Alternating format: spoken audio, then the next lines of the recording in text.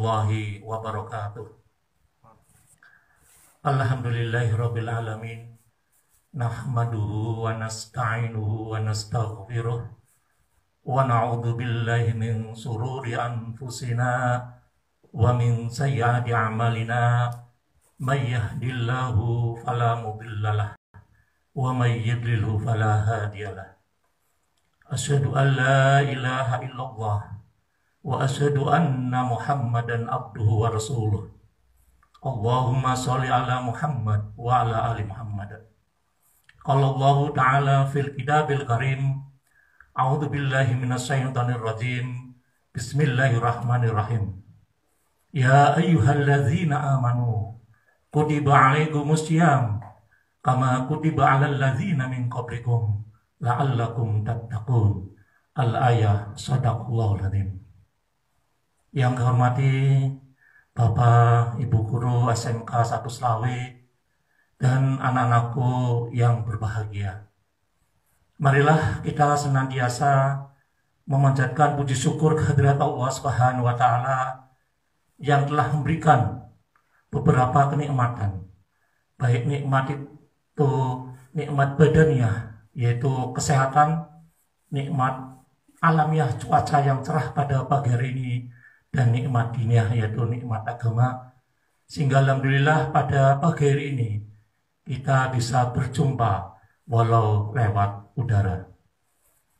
Salawat dan salam semoga tetap tercurahkan kepada junjungan kita Nabi Agung Nabi Muhammad SAW, Nabi akhir zaman yang telah membawa kita ke jalan yang benar, jalan yang lurus, dan jalan yang diridhoi oleh Allah Subhanahu wa Ta'ala, dan yang merupakan satu-satunya nabi yang nanti di yaumil akhir akan memberi syafaat kepada kita, tapi khusus bagi para umatnya yang mau mengikuti ajaran-ajaran beliau dengan penuh kesabaran, keikhlasan, dan istiqomah.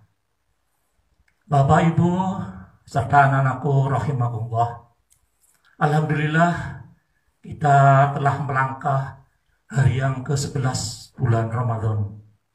Mudah-mudahan di hari-hari berikutnya sampai di akhir Ramadan kita masih diberi kekuatan, kesehatan, kesempatan untuk melaksanakan ibadah Ramadan. Demikian juga mudah-mudahan 10 hari yang telah kita lampaui mendapat pahala dari Allah Subhanahu wa Ta'ala. Ibadah sholat, ibadah puasa kita tidak sia-sia, karena banyak orang yang melakukan ibadah yang ia peroleh hanya lapar dan dahaga.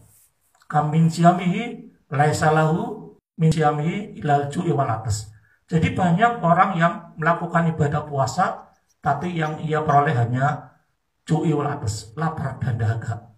Mudah-mudahan 10 hari yang kita lalui dapat kita petik pahalanya dan tidak sia-sia. Mudah-mudahan juga dari yang ke-11 sampai berakhirnya puasa Ramadan ini juga mendapat pahala, sehingga kita akan memperoleh derajat muttaqin. Pada kali ini temanya adalah hikmah puasa atau hikmah Ramadan, hikmah puasa. Memang Allah memerintahkan kepada umatnya ini tidak lain adalah untuk menyelamatkan, dan ada maksud dan tujuan, ada hikmahnya. Seperti Allah memerintahkan ibadah haji, ini tidak lain adalah agar manusia itu tidak sombong bahwa manusia itu lemah dan manusia perlu pertolongan. Maka dari itu di padang mahsyar semua orang mengakui dosa, mengakui kesalahan, dan tidak ada yang merasa dirinya hebat, semuanya sama dan bahkan merasa lemah. Demikian juga perintah kaitan dengan zakat ini tidak lain adalah agar manusia itu mau mengamalkan harta yang ia perolehnya, tidak lain agar harta yang diperoleh itu dalam keadaan yang suci. Demikian juga ibadah sholat. Ini tidak lain adalah agar dapat mencegah perbuatan keji dan mungkar. Inna sholata tanha 'anil fahsya'i wal munkar. Jadi sholat dapat mencegah perbuatan keji dan mungkar. Kok mengapa demikian? Karena ibadah sholat yang dilaksanakan sehari semalam itu 5 waktu. Seumpamanya dari subuh kita tidak melakukan perbuatan dosa dan salah sampai zuhur, berarti kita merasa nikmat, merasa nyaman. Tapi seumpamanya kita melakukan dosa dan salah, otomatis kita berjumpa Allah lagi. Misalnya di sholat zuhur kita akan malu. Ya seperti kalian, misalnya telah berbuat dosa salah dengan orang tua maupun bapak ibu guru, secara otomatis kamu kalau jumpa pun merasa malu. Maka dari itu kamu harus ya minta maaf. Demikian juga pada waktu kita sholat, sehabis sholat, nah kita memohon maaf, istighfar. Nah mudah-mudahan dosa kesalahannya diampuni, lalu kita jumpa lagi di sholat asar, kita merasa bangga, merasa senang karena sudah tidak dosa lagi. Jadi di sini sholat benar-benar dapat mencegah perbuatan keji dan mungkar, karena setiap saat kita berjumpa dengan Allah. Demikian juga pada kali ini sesuai dengan temanya hikmah puasa. Ini tidak lain, yang paling utama adalah agar manusia memperoleh derajat muttaqin, agar manusia itu menjadi orang takwa. Jadi ini memang Allah memerintahkan kepada umatnya agar umatnya itu benar-benar bisa selamat dunia akhirat, dan juga agar benar-benar bisa mempertahankan kesucian. Karena Allah melahirkan kita, ruh kita itu diambil dari surga yang bersih suci. Kita lahir dalam keadaan suci, dan diharapkan nanti kalau meninggal pun dalam keadaan suci lagi, sehingga ruh kita akan dimasukkan ke surga lagi. Maka dari itu Allah selalu mengingatkan agar umatnya itu bisa benar selamat, bisa benar-benar kembali lagi ke fitrahnya, yaitu ke surga. Kecuali bagi orang-orang yang tidak mau mengikuti ajaran-ajaran Allah dan Rasulnya, dia mengikuti setan, karena Allah juga menciptakan neraka yaitu untuk setan. Otomatis manusia kalau mengikuti setan, dia juga nanti ikut setan di neraka. Maka dari itu Allah selalu benar-benar sangat sayang kepada umatnya, agar umatnya selalu tetap menjaga kesucian, umatnya bisa selamat hidupnya baik dunia maupun di akhirat. Bapak, Ibu, serta anak-anakku yang dimuliakan Allah, kita membahas kaitan dengan hikmah daripada puasa, yaitu takwa. Kok mengapa takwa menjadi tujuan ataupun hikmah daripada puasa? Karena di bulan puasa ini, terutama 10 hari kemarin, Allah memberikan rahmat, dan setiap ibadah kita itu pahalanya dilipat gandakan. Karena dilipat gandakan, otomatis banyak orang-orang yang melakukan amal kebaikan. Nah, dan juga, ini manusia pun akan menghindar daripada dosa dan salah. Karena pengertian daripada takwa itu adalah melaksanakan kebaikan dan mencegah daripada dosa atau kemungkaran. Nah, maka dari itu benar, dengan bulan puasa ini banyak orang yang melakukan amal-amal ibadah, terutama sholat malam, tambah sholat malamnya, membaca Al-Quran, dan juga banyak orang-orang yang bersedekah. Dan juga banyak orang-orang yang meninggalkan apa yang dilarang oleh Allah. baik itu yang berkaitan dengan psikologis maupun kenyataan-kenyataan yang ada, ataupun pelanggaran-pelanggaran kriminalitas seperti misalnya mencuri, nah misalnya korupsi. Ini jelas dihindari oleh manusia karena tahu bahwa itu adalah perbuatan dosa dan salah. Dan juga di sini ada beberapa hal yang dapat membatalkan pahalanya puasa karena tidak ingin puasanya sia-sia, seperti tadi yang saya bacakan, hanya dapat cu'i wal atas, lapar dan dahaga. Maka ada beberapa yang harus dihindari oleh manusia agar puasanya tidak sia-sia. Di sini ada 5 hal yang dapat membatalkan pahalanya puasa. Yang pertama, itu yang paling utama, itu adalah bergunjing atau merasani. Nah ini terutama anak-anak perempuan, ibu-ibu, ini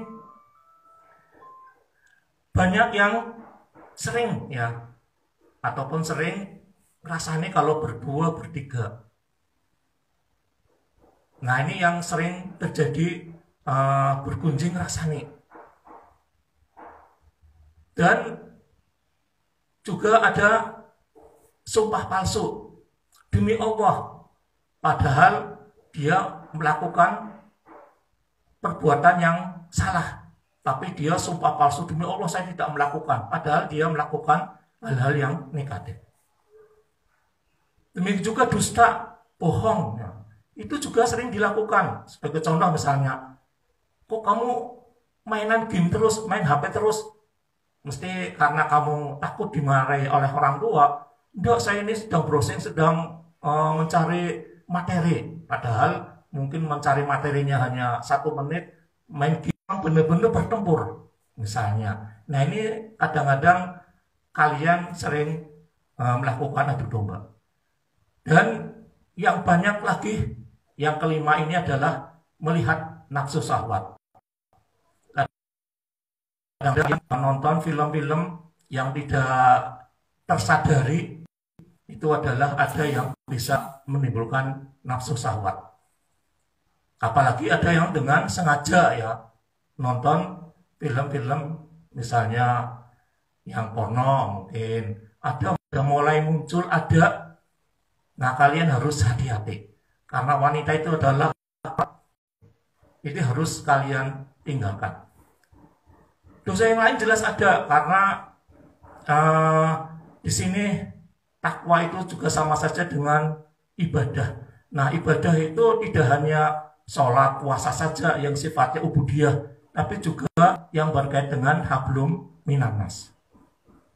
Nah ini banyak orang-orang yang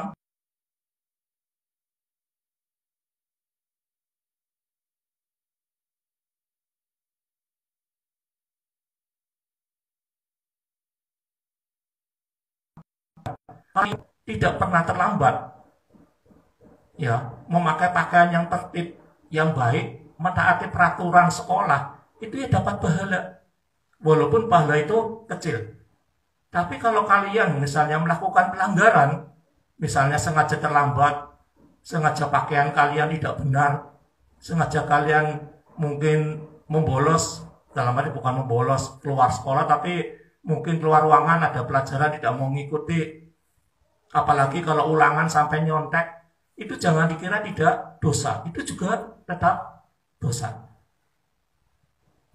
Ya, karena di sini yang namanya ibadah ini harus patuh taat.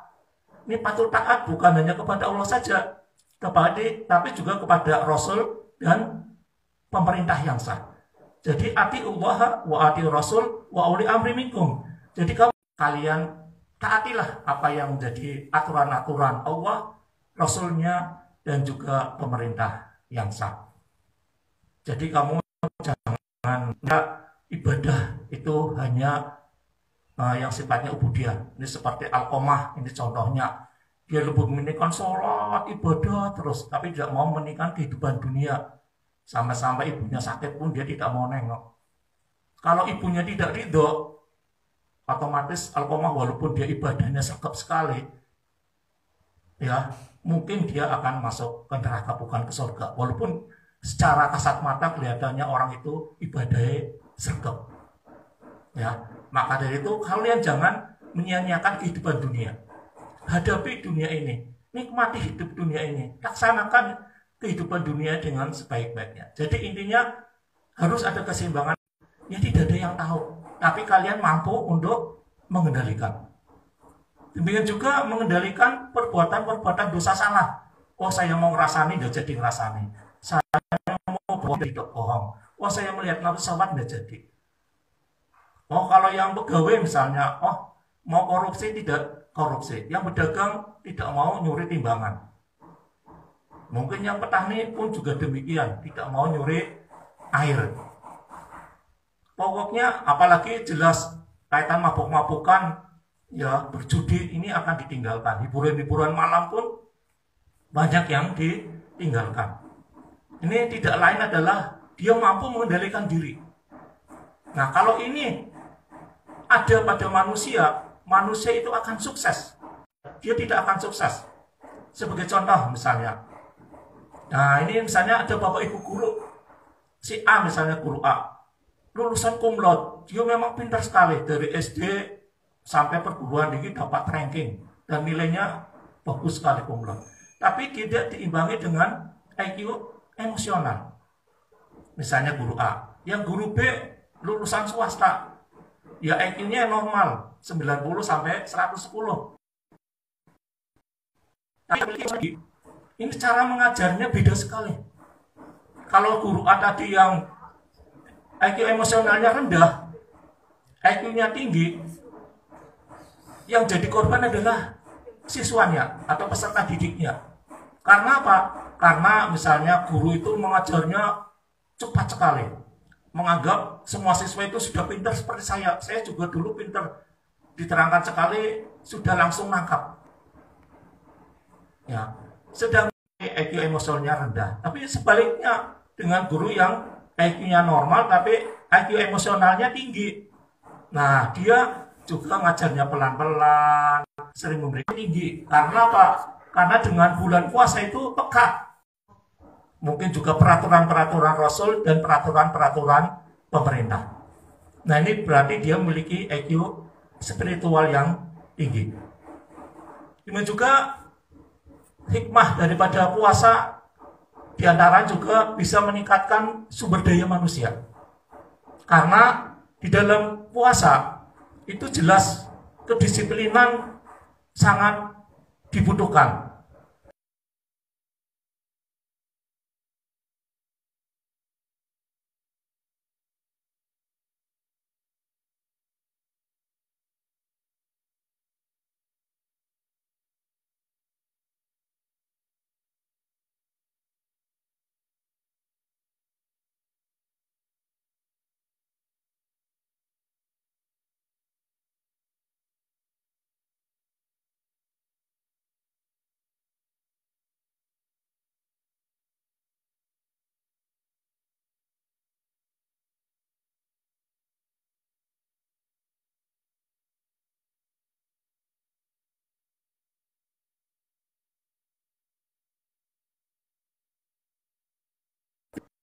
Kalau dia lapar, dia tetap bertahan.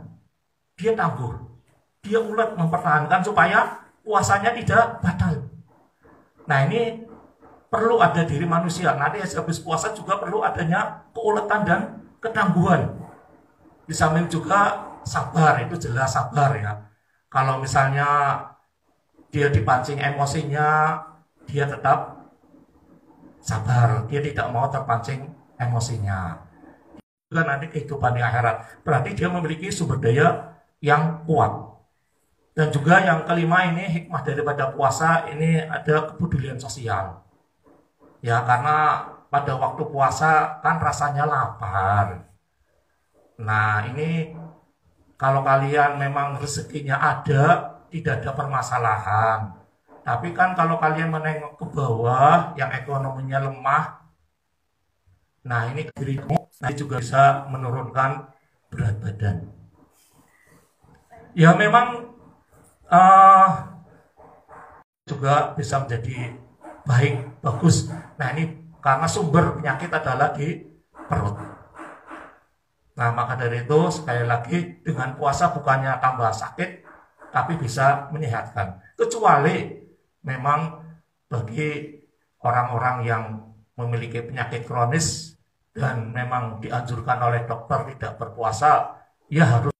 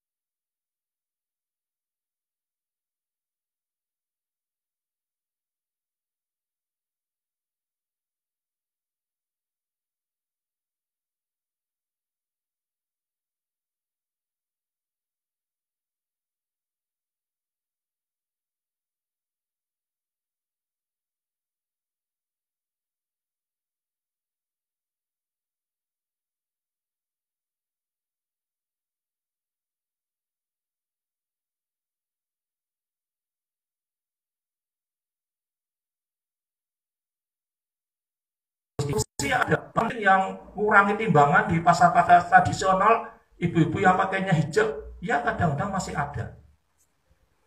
Nah ini kok mengapa ya? Masih ada orang-orang yang sudah diperintahkan oleh Allah supaya manusia itu bisa selamat, tapi kenyataannya masih melanggar.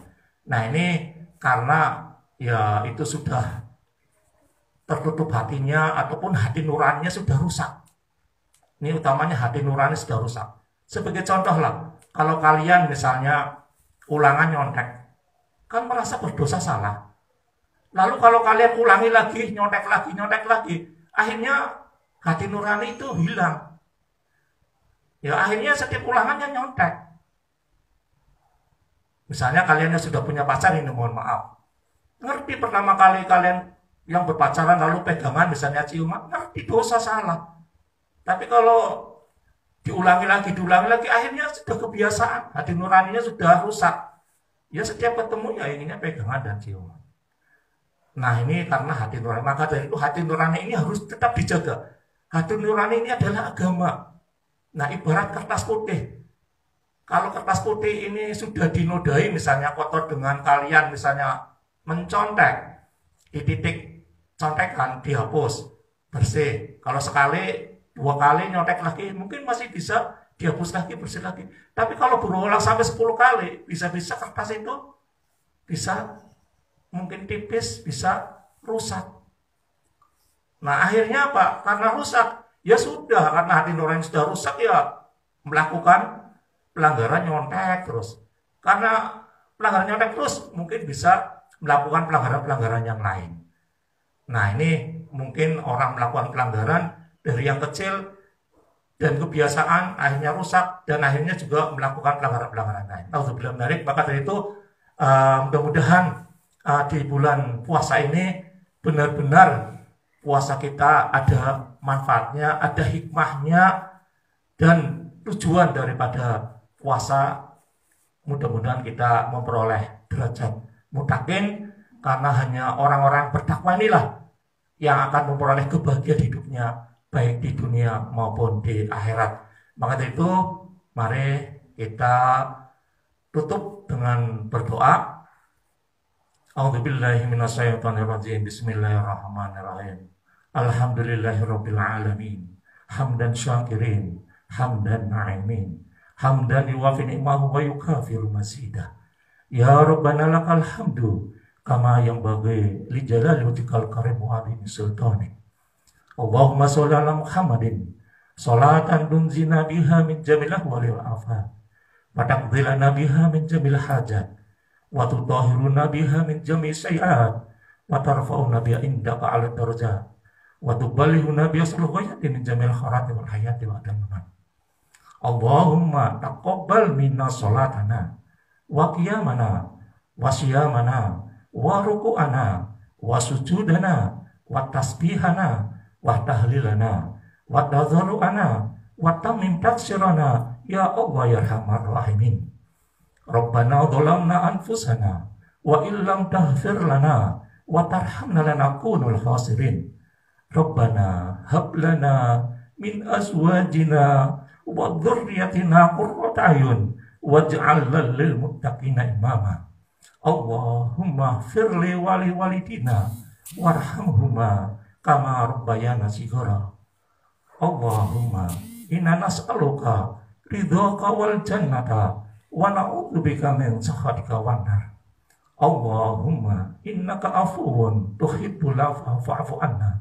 Allahumma innaka afuwun tuhibbul afwa fa'fu anna.